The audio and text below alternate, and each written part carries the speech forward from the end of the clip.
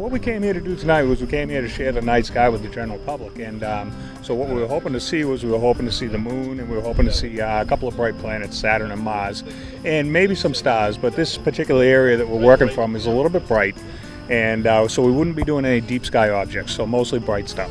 I'd say astronomy was probably a lifelong interest, just looking at the sky, that kind of thing. But I think when I really got into it was when my kids were starting to grow up, when they were starting to head toward elementary school and things like that. I got them a couple of telescopes and we started exploring the sky. And I've been going at it pretty steady since then.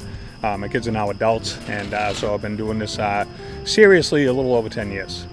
So behind me here we have what we call a refractor telescope, and this is what you would consider the classic telescope. You know, when people hear of a telescope or envision a telescope, typically they envision a refractor, which has got the objective lens on the front end and the eyepiece on the back end.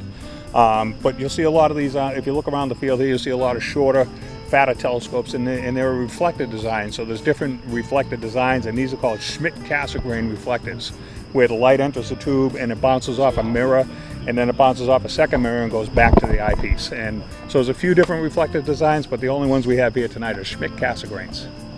Well, astronomy dates back to antiquity, and I'm not sure, you know, exactly what the uses were in antiquity. Navigation, you know, people use the stars to navigate the seas and that kind of thing. But it goes back as far as the beginning of time. And one of the first things that people noticed about the sky was that the stars were always in the same place, but the planets were moving. And the word planets is actually a variation of the Greek word planetaris for wanderer.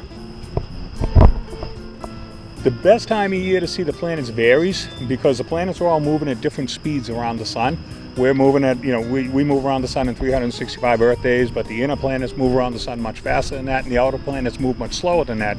So the best time to see them varies throughout the year or each year.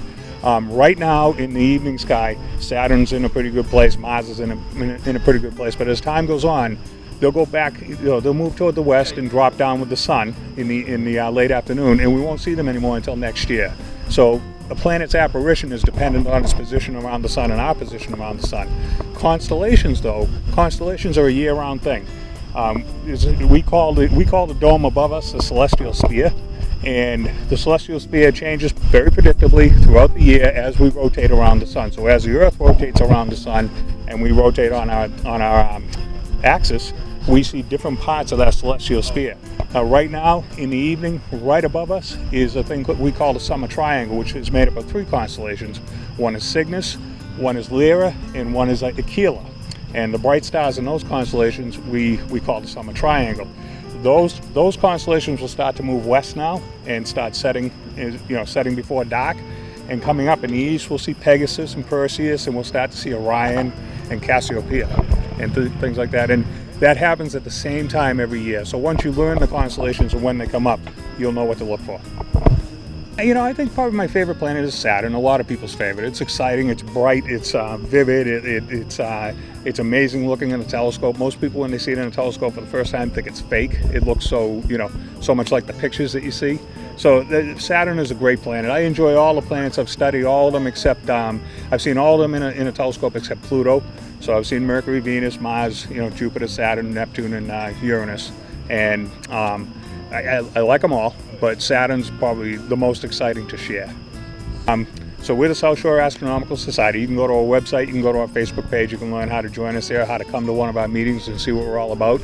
And as far as these events are concerned, we have an events page on our website, www.ssas.org.